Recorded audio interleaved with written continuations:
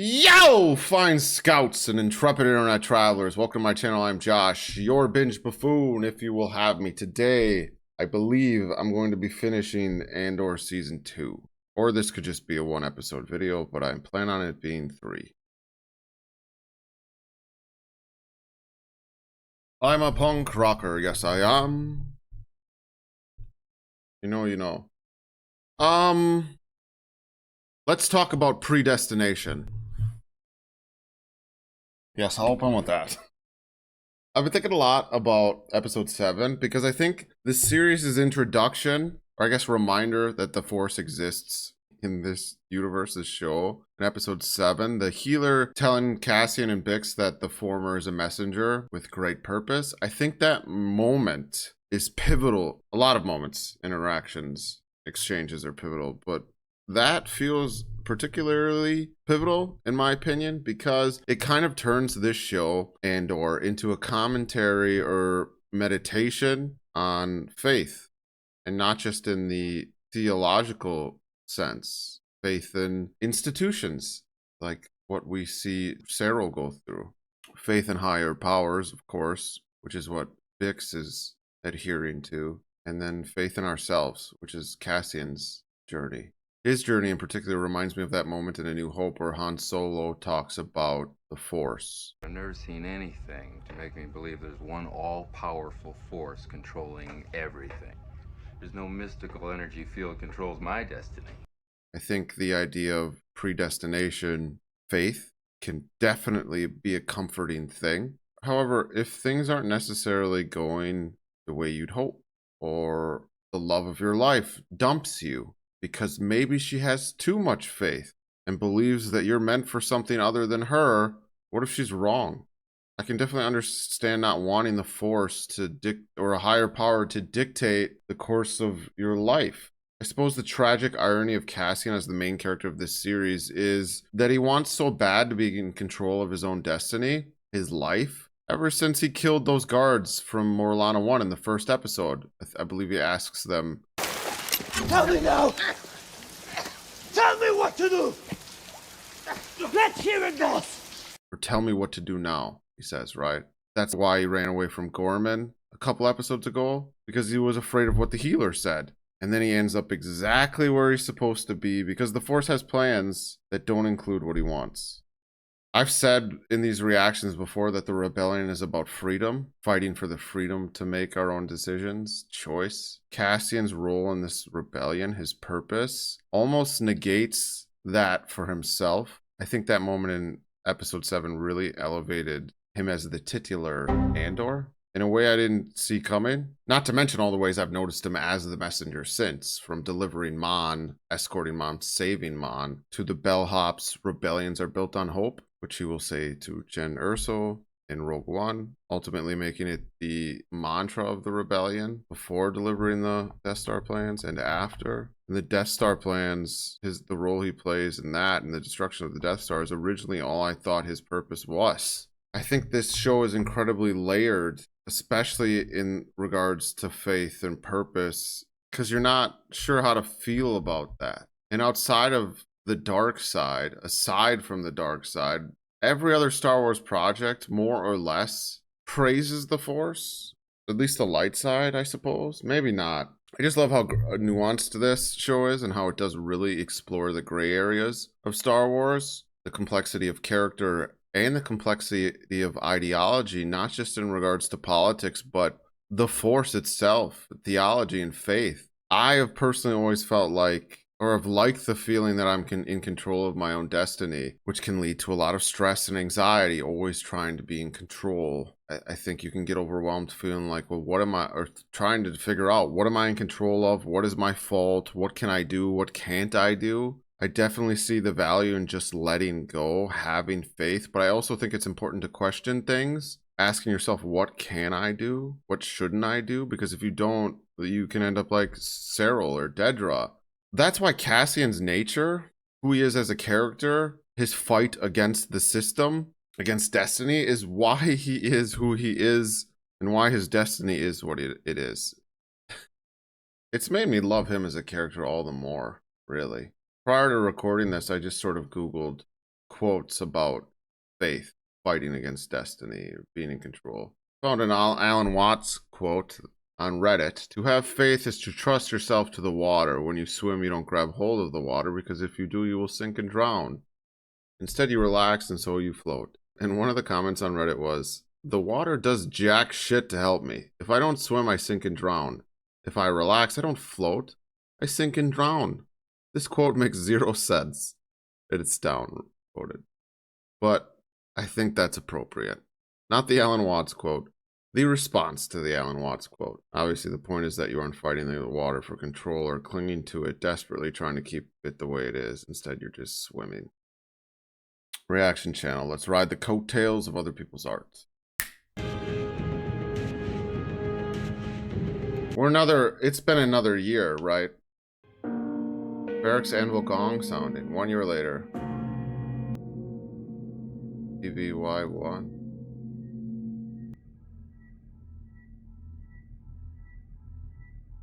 The importance of this shop. Back room of his shop.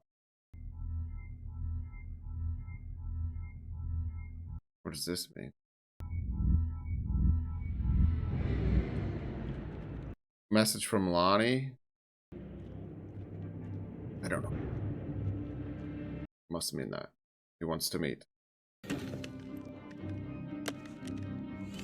Or something's wrong, I don't know.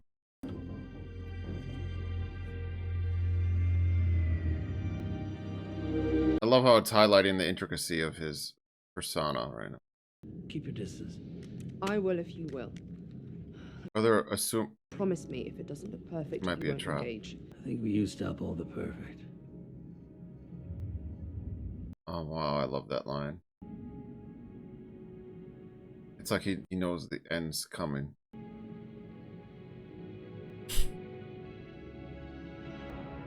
Tuck your shirt in. Is he gonna die? Was that a goodbye? Oh, hello, stranger, who I've never met before. Do you mind if I sit next to you and talk about this beautiful day? You came. You rang the big bell. Did I call him Yanni again? Lonnie. Ramiro contacted a friend of mine in Tactical last night. I think she's coming for you. Miro's always bending the rules. Always bending the rules, but not for her dead boyfriend. Oh, yes. Never mind. I'm burned. They'll be on me soon enough. I know what we've been chasing. But first, we talk about safety. I need you to tell me how you're going to get us out of Coruscant. Tell me what you've done. I have had Dedra Miro's code cert for a year now. I knew if I told you, you'd push me to use it. But if she's on to you... Still don't know if she's coming after me or not. I didn't have time. Because I found something more critical. Something huge. The Death Star? Why not have that mindset? People just living their lives. Building I need. Safe passage. Luthen, I need it today. Obviously. How much time do we have? How hard will they come? They'll come at this with everything. He's they've gonna got. kill Lonnie. Assume they're coming now. Then there's no time to play games. We're in this together. I need details. Playing him. I don't know, actually. The Emperor's energy program is a lie. Go figure. They're not looking for partisans on Jeddah. They need Kyber crystals, the crackdowns, the public order, the labor camps, Scarif. Fronting for what? A weapon. Orson Krennic's been building a secret weapon for over a decade. Yavin. What is that? We'll be safe there. Well, he just told him something crucial. Tell me about the weapon. See, but Luthen has no intention of going to Yavin. Ever.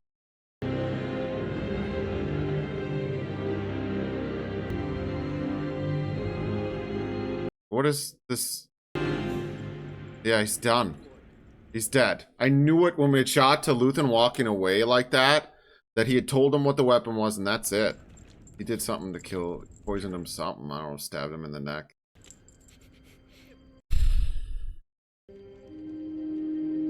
Shot him. Quietly. ISB Krennic, Galen, Ursa. And you know where to go. Then casting him. I'll do the burn. Luther. Please don't argue. Go. While we are perfectly setting up and leading into Rogue One, I never expected Lonnie to make it, though. I wanted him to have some sort of romance with Clea, but the only relationship we care about this series anymore is Will and Drina.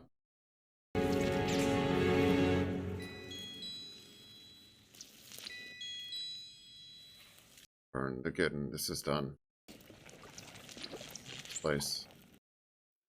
Oh, it's an ad. Someone's at the door. It feels like Luthen's not making it out of this episode. This feels like a goodbye Luthen episode. Lonnie was a loose end. His home was a loose end. And he's gonna burn his facade completely.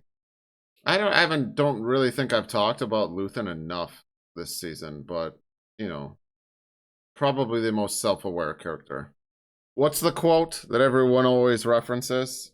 Weak men create hard times. Hard times create weak men. Or hard. Fuck me. You know what I'm gonna say. Stretching back to when we were cavemen and hunters and gatherers, I think fight isn't coded in us. I'm more just posing the question, when a time to fight doesn't present itself, where does that fight go? Where does the fight go? I think it brings to mind an obvious quote, which is, hard times create strong men create good times create weak men, and weak men create hard times. Very cynical, perhaps true. Luthen has that on a poster in his bedroom, wherever his actual bedroom is. He left it long ago, his childhood bedroom. His parents were like, you're 12. Do you really, don't you want like an MJ poster or something? Nike, just do it. Back. Uh-oh. Who's here? Oh, smiles with somebody. It's Dedra! You're open. Oh my god, she found him! I've passed by here many times. I've always wanted to come in. The anticipation of that moment was nice. Quiet. Access. Calm here. Peaceful. Can I tell you how much it pleases me to hear that? Yeah. Is everything real? Luthen real. At the moment, only 2 pieces of questionable provenance in the gallery. Any guesses? It's a Nautilin bleeder. Only 3 others have ever been found. Crystal. Is it real? We still don't know. The tension mounts. Tension mounts. He's the dagger. I may have something for you. Oh. Is it a blaster in her case? What if it's not? Not what? Stunning. You've come all this way. Oh. A vintage Imperial Starpath unit. Evidence. What do you think? From season 1. Obviously the unit. You know what I mean. It's the proof. I have dreamt of this. Too many versions to remember. I love that it was the Starpath unit from season 1. Hiding in the shelter of Imperial peace and quiet. And I've known you all along. Hardly seems fair. You disgust me. Freedom scares you. Freedom. Yeah. You don't want freedom. You want chaos. Chaos for everyone but you. Confident and terrified. The building is surrounded. And you're too late. The rebellion isn't here anymore. It's flown away. Yeah. There's a whole galaxy out there waiting to disgust you. Oh, what a line. And soon you'll be telling us all about it. He would never talk. He would never talk. You'd have to cut off all of his extremities and he would still... no, that wouldn't do anything. He'd just be like, well, this is my life now. What have you done? Oh, the place is gonna blow up. Turn around or be stunned. Oh, he killed himself with the dagger!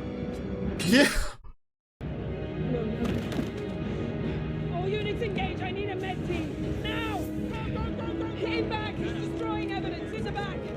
Chekhov's dagger. Keep him alive.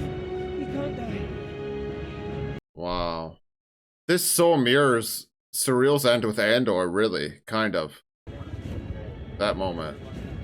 She worked towards this and it was ultimately for naught. You know? Maybe he'll survive though, I don't know. It's possible. I loved that scene. But I get what he's saying. He knows her so well, even though he doesn't know her. Like she is afraid of chaos. She loves order. The ethics of it all don't really matter to her. Order is her safe space.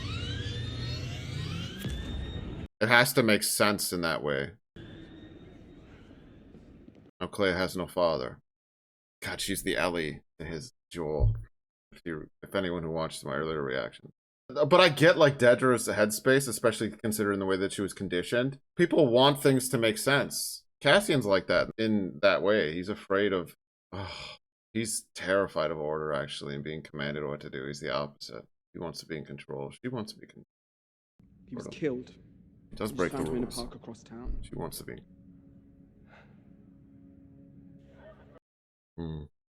There's so much to unpack with these characters. You could make so many videos and spend so much time unpacking and deconstructing these characters, their motives in this show.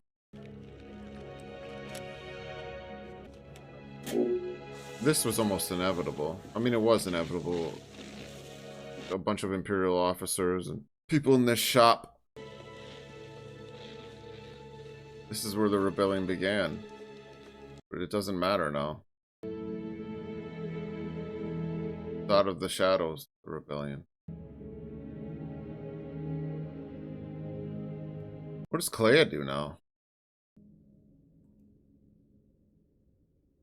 Also, guys, where is B? The droid had so many abandonment issues, and we abandoned him.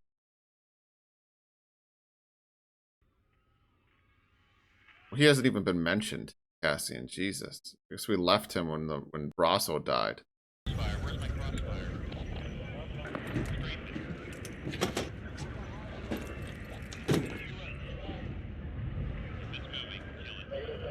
If it's moving, kill it. Such a...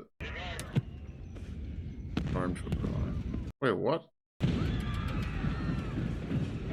Flashback? I thought that was going to be Cassian. Oh, this is going to flesh out Luthen's perspective and motives, isn't it? Is this the fall of the Republic? Make it stop is the title of the episode. Stop rushing the news, make it stop. That's all he's been trying to do. Is make it stop. Or did I say fall of the Republic? Roshley Lutz. Make it stop! Sergeant! It's just make it stop in his native. I had to reload. We cleared that other basement. Sergeant. What's the POV we're getting right now? It's like someone's hiding.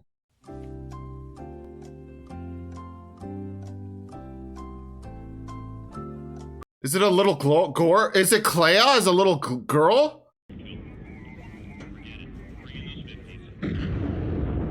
Am I saying her name wrong? It is. It totally fucking is. And this was her home planet.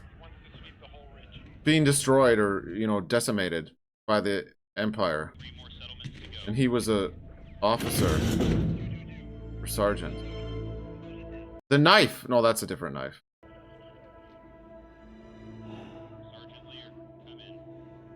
She's totally Ellie, kind of. Not really. Kind of. His last name was Lear?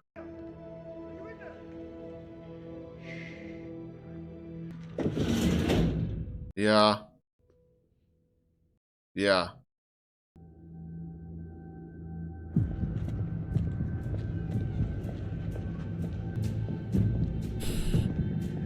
She's gonna go try and save him, huh? I'll be right behind you.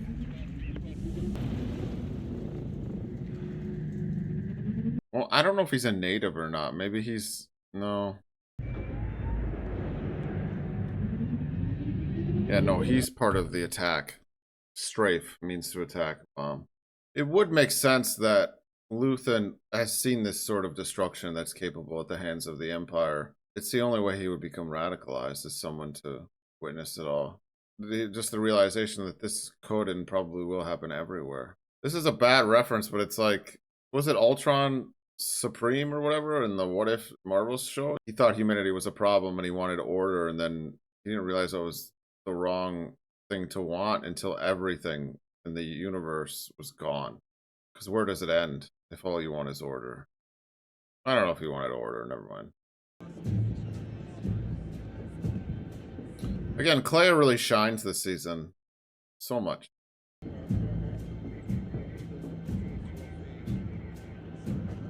What she could do? Oh yeah, he's alive. When can I have him? For what? I need him talking. When can I hurt him? You think she ever lets her hair down, Dedra? That'd be symbolic of something. Letting go. We'll be taking command of this hallway.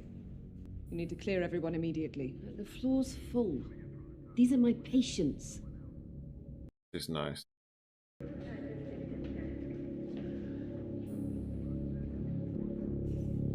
The stress of wanting control. Talked about that. Why? Oh, she's coming in with an injury. That's her excuse for being here. You know, she loves him, right? Like a father. I think I've said that in season 1.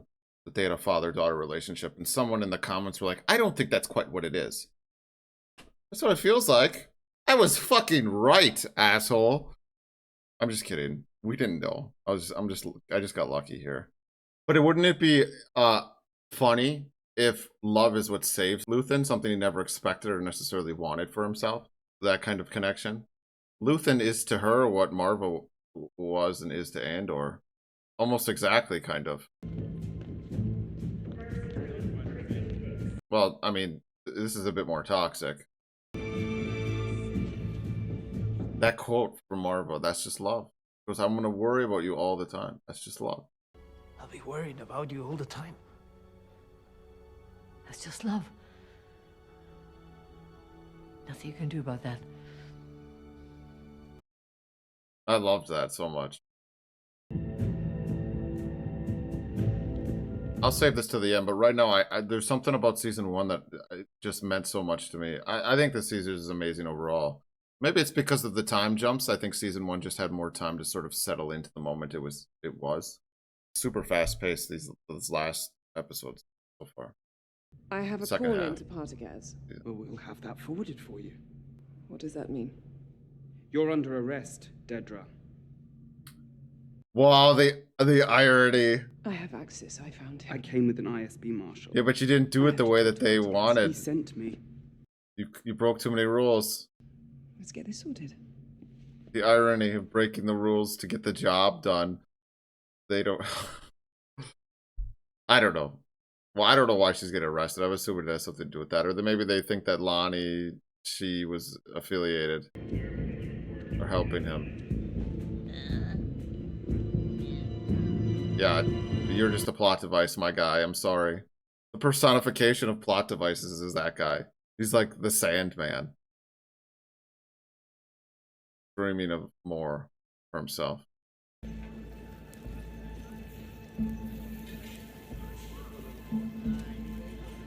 When are we even going to get to see what their life used to be? Where'd you get it? That was my wife's. Sure. Your wife now you've got it. She's dead. What's the offer? That was, you know, she still has the same mannerisms and countenance as adult Clea. She's dead. Move it along. Let's walk back. Let her count her. 7. Forget it. She's their dynamic is still this. It's your always been daughter. this. She's kind of, she cuts through his bullshit, sort of. Speed things up.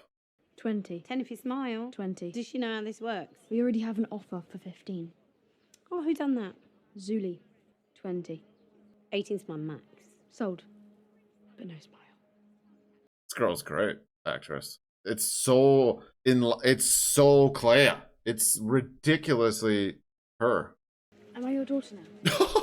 What is she used for? Yeah. She meant the cover. I have to think about that. She's so smart for a little girl. It won't always be up to us. I'm Luther now, you're Clea. Everything else is up for grabs. I didn't mean to upset you. Oh. I'm not upset. Just hungry. Let's see. I love these two. I definitely didn't expect, there's only this and 2 episodes left, that we'd get this backstory with Luthen and Clea. But I love it. I'm so happy we're getting it. Because it's something I've only ever imagined. And it's probably pretty much what I imagined, more or less. What I mean to say isn't that it's predictable in a derogatory sense. It's just that the characters are so realized in this show that sometimes when you imagine what their backstory may be, given the information that is presented to you, that, of course, that's what it is. And these two, they grew in it together. From humble beginnings, just bartering for enough money to eat. So the spark, aspect of the spark that became the fire of the rebellion, you know. Her and Lonnie were never going to work. This guy is chewing. What? Literally just E.T.'s dad or something. Her daughter's up there. Sorry, love. Oh, it's her. Sorry. Can never tell. Then let them know. She's a her. You clean this up. Nice work. I love how we're getting this cut in between her trying to go save him. Victory necklace. How'd you know to bring it here? I already collected. Oh, and you know, this is how he learned to become what he became as the art dealer. Any more where this came from? Just doing this. Like, it's perfect. It's in the natural progression of both his cover and his motives. Where are they taking them? That feels like fate. Alright, get them lined up! You hear me? No way. We're leaving. I'm not. She's gonna watch this. There's nothing here for us. Stay on. You're on your own. He won't leave her. That's why she's not leaving him. She's watching the executions. The strength in this little girl. She's like, no, because she realizes to look away is to...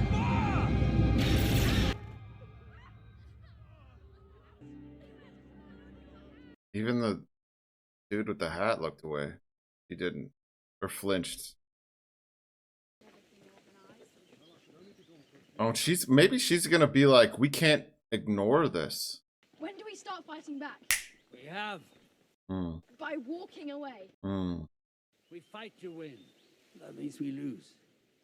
And Yeah. lose and lose and lose. Until we're ready. We fight to win. All you know now is how much you hate. You keep it alive until you know what to do with it. And when I tell you to move, you move. Move! He's gonna tell her to move later in this episode. Oh, she's a grandma. I was completely wrong about her backstory. But that happens sometimes. The show can only do so much.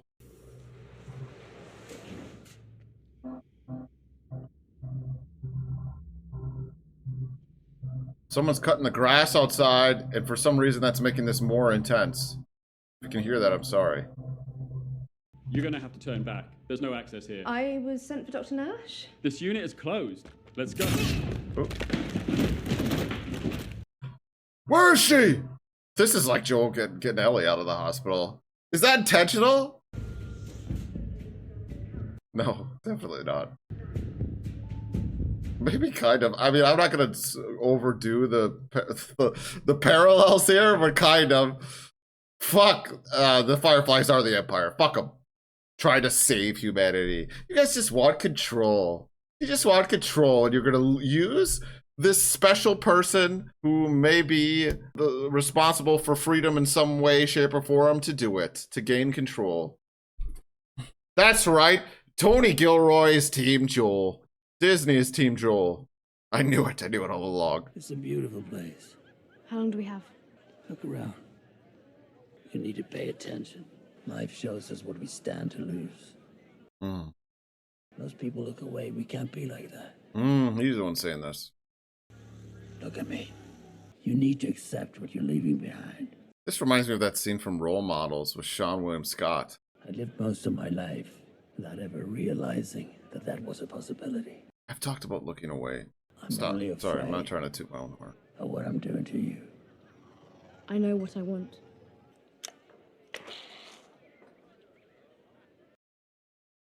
Do it. You think I won't? You have every right. Why are you doing this? Because today it's real. You promised. I lie. Get used to it. Don't. The illusion of choice. Look at me. And turn.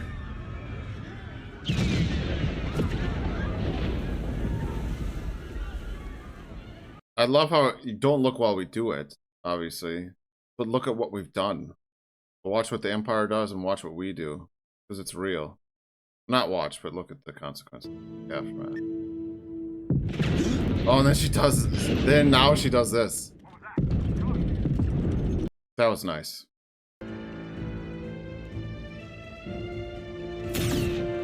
Episode is dope.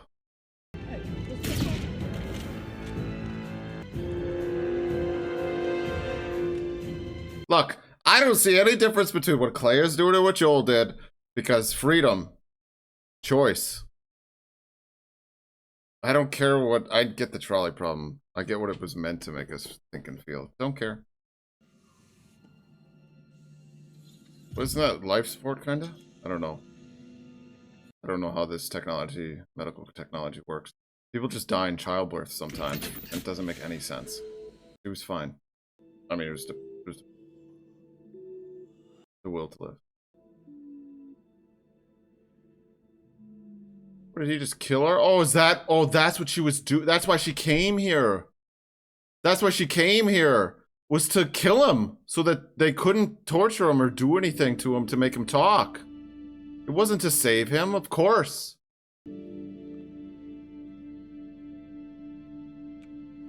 This is not what Joel was doing. Did. He let her, she...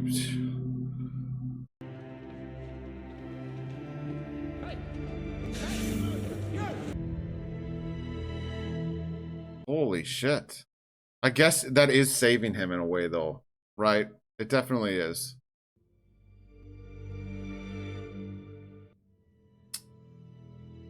That's it.